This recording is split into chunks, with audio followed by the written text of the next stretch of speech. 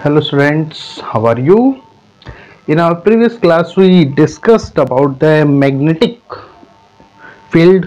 We discussed about the magnet, what the mean of magnetic field, what the mean of magnetic force, what the mean of magnetic field lines, and we also discussed about the properties. We discussed about the properties of magnetic field lines. Okay, clear? I think that topic is clear in your mind because that is very important point as per our exam. The diagram of magnetic field lines around a bar magnet, जो अपन last में एक diagram बनाया था bar magnet के चारों तरफ magnetic field lines का, वो एग्जाम के लिए बहुत इंपॉर्टेंट होता है.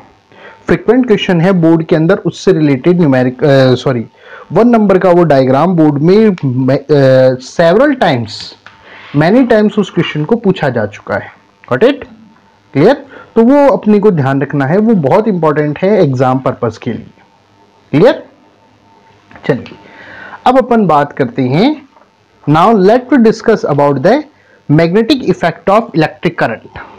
Now let to discuss about the magnetic effect of electric current. अब है क्या, तो इसकी पहले थोड़ी सी एक हिस्ट्री है, उसको आप इसको समझिए ताकि आप इस चीज को समझ पाए. इसको डिस्कवर किया था H C. Oersted. It was discovered by, इसकी जो डिस्कवरी है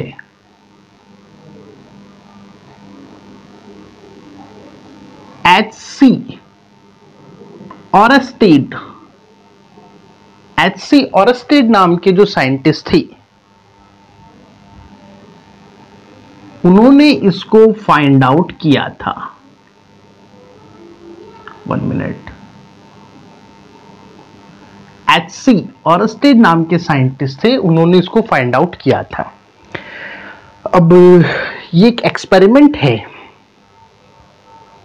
अब वो एक्सपेरिमेंट में थोड़ा सा बात ये कि एक्सीडेंटल रिसर्च थी, लेकिन अपन ऐसा किसी के बारे में नहीं बोलेंगे, लेकिन एक्चुअल में ये थोड़ा सा एक्सीडेंटल रिसर्च है. ये हुआ क्या था, वो इलेक्ट्रिक करंट के ऊपर वर्क कर रहे थे. चलो पहले इसकी डेफिनेशन की अपन बात करते हैं. Magnetic effect of electric current का मीन्स क्या है, ताकि बाद में आप उस एक्सपेरिमेंट को आप समझ पाए. When electric current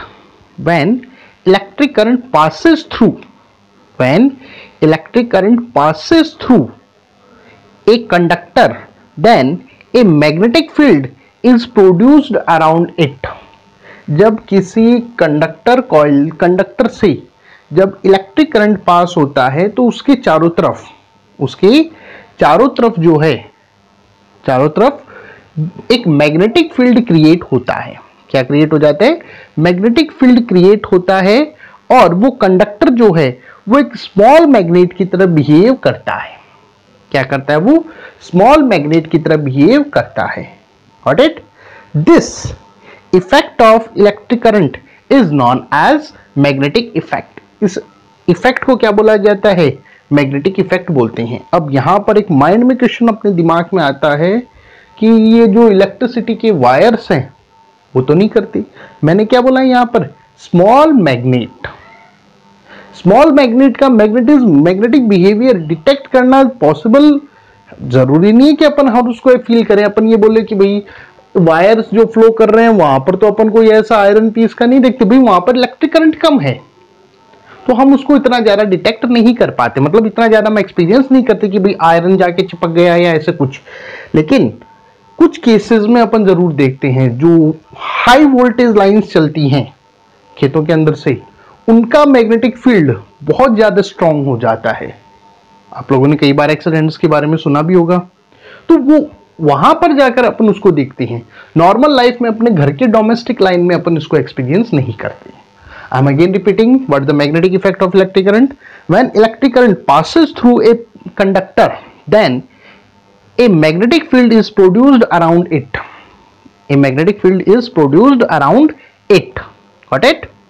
And the conductor acts like a small magnet. Conductor acts like a small magnet. This effect of electric current is known as magnetic effect of electric current. It was discovered by H.C. Oersted. किन्होंने find out किया था इसको? H.C. ऑरस्टेड ने 1820 के अंदर 1820 के अंदर एक एक्सपेरिमेंट के थ्रू इन्होंने फाइंड आउट किया था, जैसे मैंने बोला था एक्सीडेंटल थी, लेकिन अपन नहीं बोलेंगे, हालांकि मैं 3 बार बोल चुका हूं।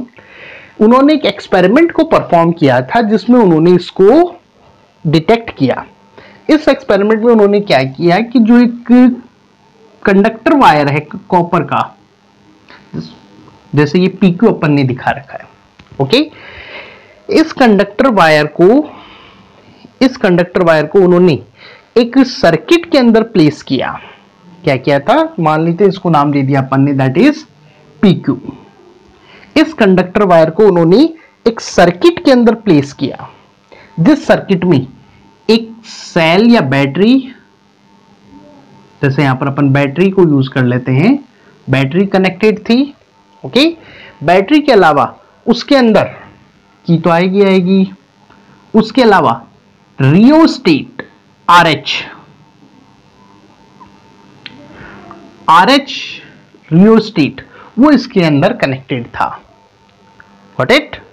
क्लियर? तो उन्होंने एक सोर्स ऑफ इलेक्ट्रिक करंट, एक रियोस्टेट की, इन सबको उन्होंने अटैच किया। क्लियर? अब उन्होंने उसमें मैग्नेटिक फील्ड को डिटेक्ट करने के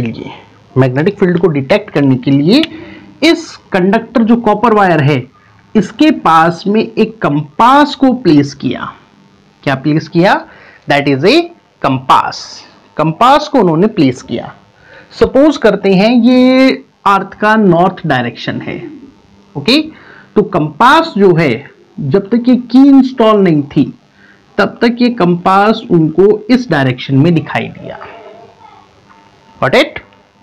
क्लियर? ओके। अब जैसे ही उन्होंने यहां पर की इंस्टॉल करने का मींस इलेक्ट्रिसिटी जैसे ही फ्लो करना स्टार्ट किया, तो ये जो कंपास जो है, इस कंपास के अंदर उन्होंने डिफ्लेक्शन को देखा। सबसे पहले तो उन्होंने क्या देखा? When there is no current, जब इसमें कोई करंट नहीं था तो यहां पर कोई भी मैग्नेटिक फील्ड क्रिएट नहीं हुई, इसलिए इसमें कोई डिफ्लेक्शन नहीं हुआ। तो कंपास जो है वो भी एक मैग्नेट है, स्मॉल मैग्नेट है। अब जैसे इसमें करंट फ्लो करना स्टार्ट हुआ तो उन्होंने ऑब्जर्व किया कि कंपास की नीडल में डिफ्लेक्शन आ गया। क्या हुआ? कंपास की नीडल के अंदर डिफ्लेक्शन उन्होंने देखा। When current flows through the conductor, then magnetic field is produced around the conductor which deflect the magnetic needle of compass, जिसने कंपास की नीडल को डिफ्लेक्ट कर दिया। Got it? फिर जब उन्होंने इस बैटरी की पोजीशन को चेंज किया, यहां पे 3 डायग्राम्स बनते हैं तो मैं एक में काम कर रहा हूं। तो जैसे उन्होंने इस बैटरी को उन्होंने चेंज किया, मतलब बैटरी के टर्मिनल्स को उन्होंने चेंज किया और इलेक्ट्रिसिटी की डायरेक्शन को चेंज कर दिया, तो उस कंडीशन में जो डिफ्लेक्शन है वो भी चेंज हुआ। क्या हो गया? डिफ्लेक्शन के अंदर भी चेंज आया। Got it? When the direction of current is changed, then the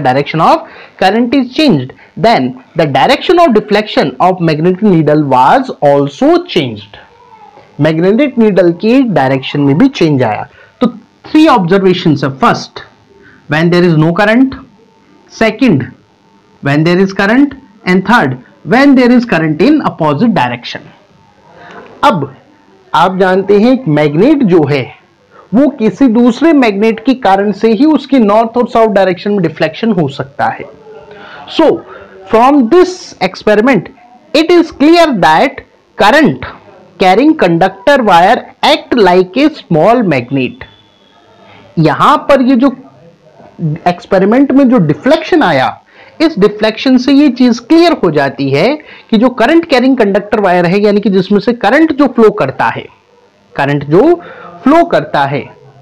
वो फ्लो का करंट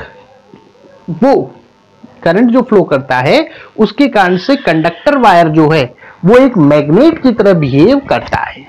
किसकी तरह बिहेव करेगा?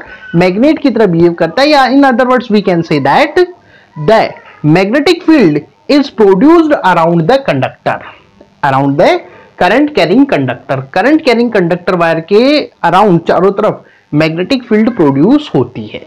Got it? इसी एक्सपेरिमेंट में जब RH से अपन करंट की वैल्यू में चेंज लाते हैं, when we change the value of current, current की वैल्यू में जब अपन चेंज लाते हैं तो यहां डिफ्लेक्शन के अमाउंट में हमें चेंज अपीयर होता है। जो अपन RH से करंट की वैल्यू को कम करते हैं तो डिफ्लेक्शन जो है वो कम हमें मिलेगा। क्या हो जाएगा? अमाउंट ऑफ डिफ्लेक्शन जो है वो हमें कम ऑब्जर्व होता है। Got it? इसी तरह से अगर अपन RH की हेल्प से I की वैल्यू को बढ़ाते हैं तो जो डिफ्लेक्शन जो है वो हमें ज्यादा ऑब्जर्व होता है। क्या होगा? There is more deflection. तो इस चीज से ये क्लियर हो जाता है कि जो मैग्नीट्यूड है, जितना स्ट्रॉन्ग मैग्नेट बनेगा ये उतनी तेजी के साथ और उतना ज्यादा डिफ्लेक्शन ये शो करेगा, उतना डिफ्लेक्शन ये शो करता है। तो इस चीज से ये क्लियर हो जाता है कि द प्रोड्यूस्ड मैग्नेटिक फील्ड, जो प्रोड्यूस्ड मैग्नेटिक फील्ड है उसका मैग्नीट्यूड इलेक्ट्रिक करंट के अमाउंट पर डिपेंड करता है। किस पे डिपेंड करेगा? इलेक्ट्रिक करंट के अमाउंट पर डिपेंड करेगा। अगर अमाउंट ज्यादा, डिफ्लेक्शन ज्यादा, क्योंकि मैग्नेटिक फील्ड स्ट्रॉन्ग। अगर इलेक्ट्रिक करंट का अमाउंट कम, डिफ्लेक्शन कम, मींस मैग्नेटिक फील्ड वीकर। तो इस एक्सपेरिमेंट का अगर अपन कंक्लूजन की बात करें तो दो चीजें अपन को यहां पे पता चलती हैं। पहला कि when current flows through a conductor, जब करंट करंट जो है इलेक्ट्रिक करंट वो एक कंडक्टर से फ्लो करता है, then it act like a magnet, तो वो एक मैग्नेट की तरह बिहेव करता है। फर्स्ट चीज क्लियर होती है। सेकंड, डायरेक्शन जो है करंट मैग्नेटिक फील्ड की, प्रोड्यूस मैग्नेटिक फील्ड की, वो और उस प्रोड्यूस मैग्नेटिक फील्ड का जो मैग्नीट्यूड है यानी कि स्ट्रेंथ, वो फ्लो होने वाले करंट की डायरेक्शन और फ्लो होने वाले करंट के मैग्नीट्यूड पर डिपेंड करता है। अगर डायरेक्शन में चेंज हुआ, मैग्नेटिक फील्ड में चेंज आएगा। अगर मैग्नीट्यूड या अमाउंट ऑफ इलेक्ट्रिक करंट में चेंज आएगा तो प्रोड्यूस मैग्नेटिक फील्ड में भी चेंज आता है। Got it? So that is the experiment of ऑरस्टेड। Clear? ये था ऑरस्टेड का एक्सपेरिमेंट। क्लियर? चलिए, अब इसके बाद नेक्स्ट टॉपिक जो आता है वो आता है अपना right hand thumb rule. Right hand thumb rule. Got it? The direct, जिससे अपन मैग्नेटिक फील्ड की डायरेक्शन को, जो प्रोड्यूस मैग्नेटिक फील्ड है करंट के, उसकी डायरेक्शन को अपन पता करते हैं। एक्चुअल में ये है पूरा नाम इसका राइट हैंड थंब रूल। इसको क्या बोलते हैं? राइट हैंड थंब रूल बोला जाता है। क्या बोलते हैं इसको? Right hand thumb rule. लेकिन अपनी बुक में थंब वर्ड नहीं दिया गया, केवल क्या दे रखा है? Right hand rule. एक्चुअल में वो रॉन्ग है, क्योंकि राइट हैंड रूल बोला जाता है, एक फ्लेमिंग का आता है, आगे अपन पढ़ेंगे, उसको बोला जाता है राइट हैंड रूल। लेकिन अपनी बुक में तो ध्यान रखना है, अगर अपने को राइट हैंड रूल बोला जा रहा है, क्या बोला जा रहा है? राइट हैंड रूल, तो अपने को यही अपने को कंसिडर करना है। ओके? अब ये रूल क्या है? It is use to determinate the direction of produce magnetic field around a conductor wire. जो कंडक्टर वायर है उसके चारों तरफ प्रोड्यूस होने वाले, प्रोड्यूस्ड मैग्नेटिक फील्ड की डायरेक्शन को, प्रोड्यूस्ड मैग्नेटिक फील्ड्स डायरेक्शन को आइडेंटिफाई करने के लिए, फाइंड आउट करने के लिए इसका यूज किया जाता है। Got it? अंडरस्टैंड? अब ये रूल क्या बोलता है? अकॉर्डिंग टू दिस रूल, इस रूल के अकॉर्डिंग, अगर हमारे राइट हैंड का थंब जो है वो करंट की डायरेक्शन को इंडिकेट करे, किसको करे? करंट की डायरेक्शन को इंडिकेट करता है, तो प्रोड्यूस मैग्नेटिक फील्ड की डायरेक्शन इन कर्ल्ड फिंगर्स जो है वो इंडिकेट करेंगी। या सिंपल लैंग्वेज में अपन बोले, अगर हमारा राइट हैंड का थंब करंट की डायरेक्शन में है तो जो फिंगर्स जो है राइट हैंड की, वो जो कर्ल्ड जो फिंगर्स हैं वो प्रोड्यूस मैग्नेटिक फील्ड की डायरेक्शन को इंडिकेट करती है। If the thumb of right hand shows the direction of electric current, then The curled fingers of right hand indicates the direction of produced magnetic field. तो जो curled fingers हैं वो produced magnetic field की direction को indicate करती है. Got it? Understand? इसे बोला जाता है that is called right hand thumb rule. Got it? इसी लॉ को बाद में एक और मॉडिफिकेशन या एक और फॉर्म में नाम दिया गया जिसे अपन बोलते हैं that is called Maxwell law. क्या बोलते हैं? मैक्सवेल लॉ, या जिसे बोला जाता है मैक्सवेल कॉर्क स्क्रू रूल या law. Maxwell corkscrew rule बोलते हैं. क्या बोलते हैं? Maxwell corkscrew rule. अब ये क्या है, इसको अपन बात करें. अकॉर्डिंग टू दिस, इसके अकॉर्डिंग अगर जो कॉर्क स्क्रू है, लोकल लैंग्वेज में अपन पेच बोलते हैं, cork screw drive in the direction of the electric current. जो कॉर्क स्क्रू है वो अगर इलेक्ट्रिक करंट की डायरेक्शन में स्क्रू हो, उसमें चले, तो उस कंडीशन में जो उसका अपन जो रोटेशन कर रहे हैं, रोटेशन जो कर रहे हैं, that is give the direction of magnetic field. तो वो किसके डायरेक्शन को बताएगा? मैग्नेटिक फील्ड को. सिंपल लैंग्वेज में बोले तो जैसे ये अपना स्क्रू है, तो अगर ये इलेक्ट्रिक करंट की डायरेक्शन को बताए, तो इसके लिए जो अपन रोटेशन कर रहे हैं, जो रोटेशन कर रहे हैं, ये किसको बताएगा? मैग्नेटिक फील्ड की डायरेक्शन को बताता है.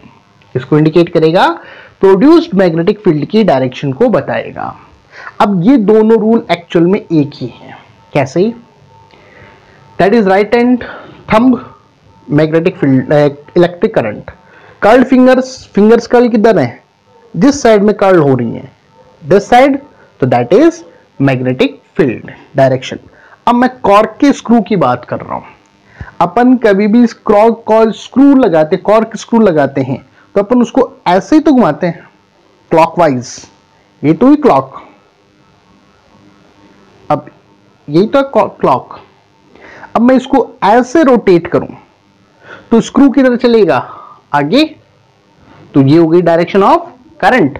रोटेशन कैसा है? दैट, तो वो हो गई direction of produced magnetic field. Again repeating, cork screw ऐसे रोटेट करूं, इस तरीके से अगर मैं रोटेट करता हूं, लो भाई तुम्हारे लिए पूरा ही लेके बैठता हूं, आज इलेक्ट्रिशियन नहीं बनता हूं.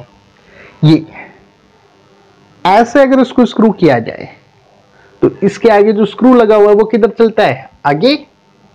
ये जो डायरेक्शन है इसके रोटेशन की, वो किसको बता रही है? मैग्नेटिक फील्ड की डायरेक्शन को. Got it? तो यही तो राइट हैंड भी तो यही है. ओके, तो दोनों रूल एक ही हैं, बस एक्सप्रेशन का मेथड थोड़ा सा यहां पर चेंज है. Got it? So that is right hand thumb rule, या जिसको अदर वर्ड मैक्सवेल जो है उन्होंने अपने रूल में नाम दिया था Maxwell corkscrew rule. Okay, अब इसके बाद जो टॉपिक है that is very very important, that is electromagnetic induction. The next topic which is very important and that is electromagnetic induction. Electromagnetic induction, इसको अपन बात करें तो it was discovered by Michael Faraday. किन्होंने इसको डिस्कवर किया था? माइकल फैराडे ने 1831 के अंदर इसको फाइंड आउट किया था. तो सिंपल से लैंग्वेज अपन बोल सकते हैं discovered by Faraday. Rajasthani translate मत कर देना, फेराडे. ओके, तो दैट इज माइकल फैराडे, उन्होंने इसको फाइंड आउट किया था. अब ये है क्या मीन्स, इसका मतलब समझिए. अकॉर्डिंग टू दिस, इसके अकॉर्डिंग अपन बात करें, when a coil is moved with respect to magnet. जब एक कॉइल का मतलब समझते हैं ना आप, कंडक्टर वायर को जब उसमें मैनी सर्कुलर टर्न्स होते हैं, जैसे अपनी स्प्रिंग होती है, तो उसे बोला जाता है दैट इज कॉल्ड कॉइल. क्या बोलते हैं उसको अपन? कॉइल. ओके, तो when a coil moved with respect to magnet, with respect to magnet या अपन बोल सकते हैं with respect to magnetic field, और वाइस वर्सा, उल्टा भी होता है कि जब एक मैग्नेट एक कॉइल के रेस्पेक्ट में मूव करे। Got it? Understand?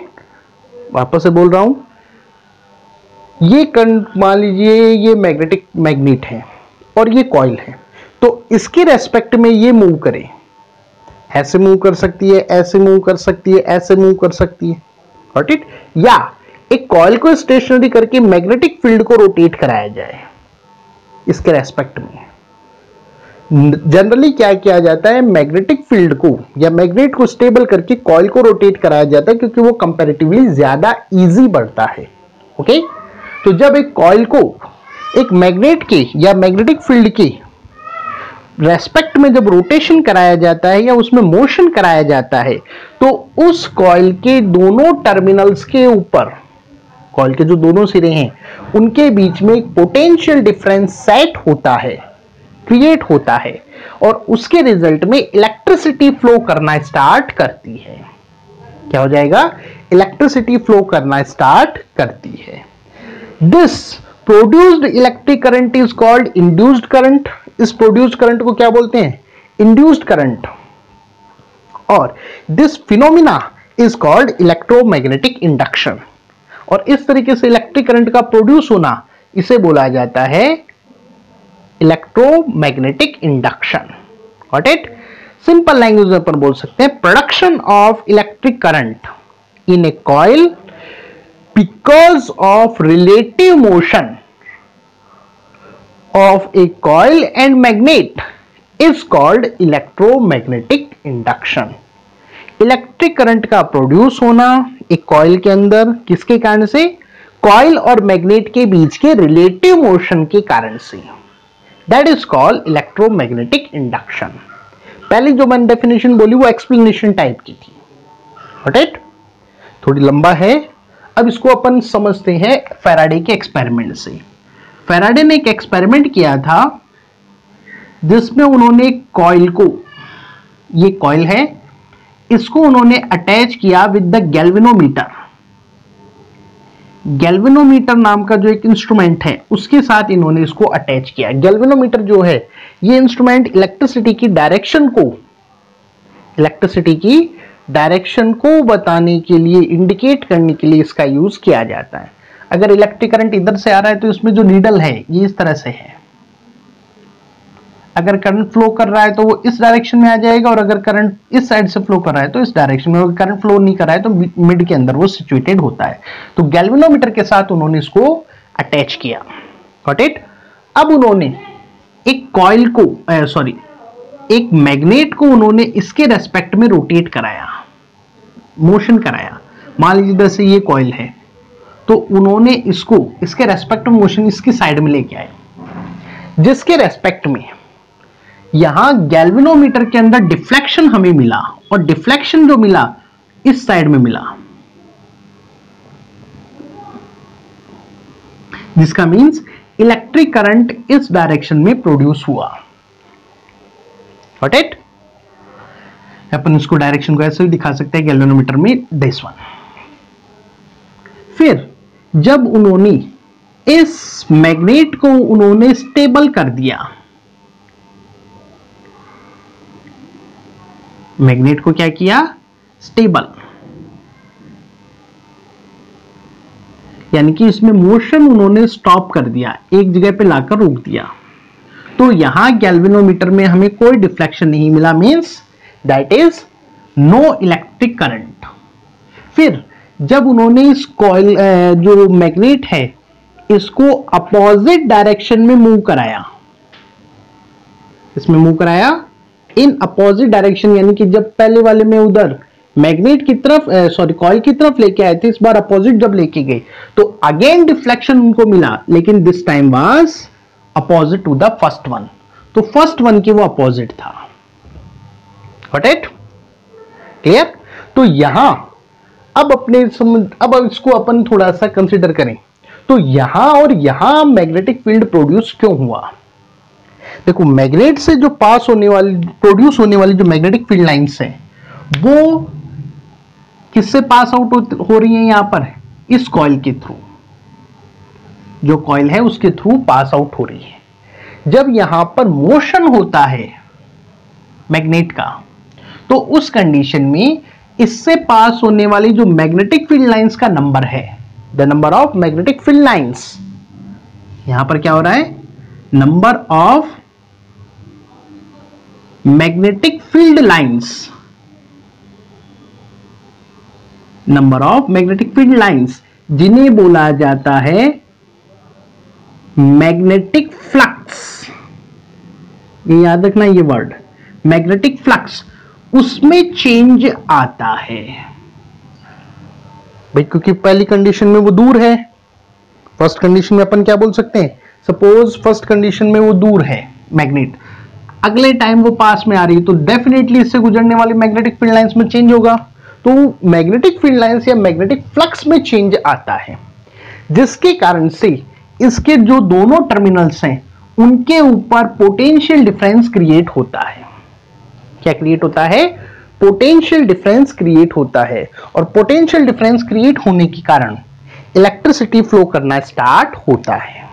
Got it? Second में there is no change in magnetic flux. Magnetic flux जो है उसमें कोई चेंज नहीं हो रहा, मैग्नेटिक फ्लक्स में कोई चेंज नहीं हो रहा, क्योंकि स्टेशनरी हो गया।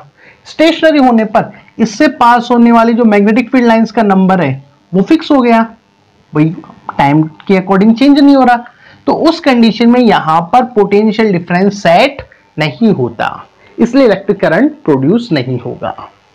यहां पर जब ये इस साइड में मोशन कर रहा है तो अगेन इससे पास होने वाली मैग्नेटिक फ्लक्स में चेंज आएगा। That means again there is change in number of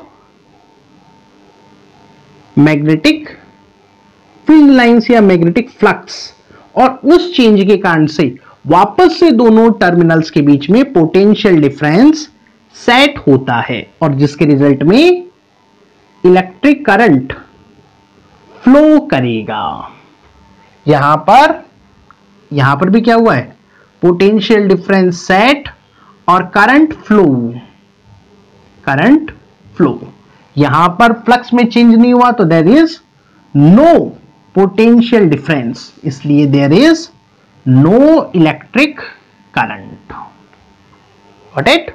so that is electromagnetic induction. अब फटाफट वापस रिपीट कर देता हूं जो मैंने स्टार्टिंग में डेफिनेशन बोली थी। क्या बोला था? When a coil and a magnet are in relative motion, एक दूसरे के रेस्पेक्ट में रिलेटिव मोशन में हो, चाहे आप मैग्नेट को स्टेबल करके कॉइल मूव करा दो या कॉइल को स्टेबल करके मैग्नेट मूव करा दो, लेकिन प्रैक्टिकली क्या किया जाता है? मैग्नेट को स्टेबल कराकर क्या कराते हैं अपन? कॉइल को मूव। Got it? क्योंकि जो जनरेटर है उसका कॉन्सेप्ट यही है, जो इलेक्ट्रिक जनरेटर है वो इसी कॉन्सेप्ट पे है।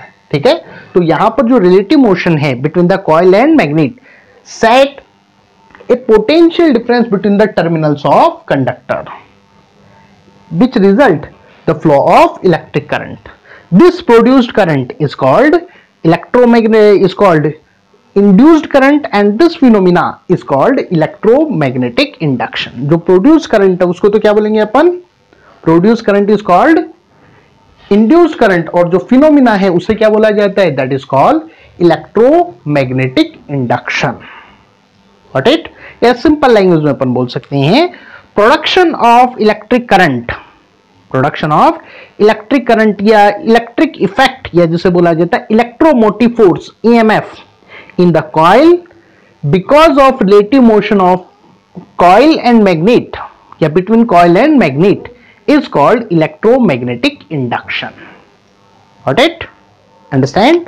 अब यहीं पर सॉरी अपन ने टर्म यूज की है मैग्नेटिक फ्लक्स, उसको भी अपन फटाफट कंसीडर कर लेते हैं क्योंकि इसी से रिलेटेड टॉपिक है ये। मैग्नेटिक फ्लक्स किसे बोलते हैं? Magnetic flux, the definition is the number of field lines passing through the unit area of conductor. Number of field line जो कि कंडक्टर के या कॉइल के, कंडक्टर भी हो सकता है और कॉइल भी हो सकता है, कंडक्टर या कॉइल के यूनिट एरिया से जो number of field lines pass हो रही है, that means the mean of magnetic flux, that is number of field lines passing through the unit area of conductor is called magnetic flux. क्या बोला जाता है उन्हें? मैग्नेटिक फ्लक्स बोलते हैं. इसकी यूनिट पूछी जाती है, वो आपको याद रखना है. मैग्नेटिक फ्लक्स की जो यूनिट होती है दैट इज वेबर. क्या होती है? वेबर. ये पूछा जाता है क्वेश्चन कि मैग्नेटिक फ्लक्स की यूनिट क्या है, दैट इज वेबर, जिसका साइन होता है that is WB. Got it?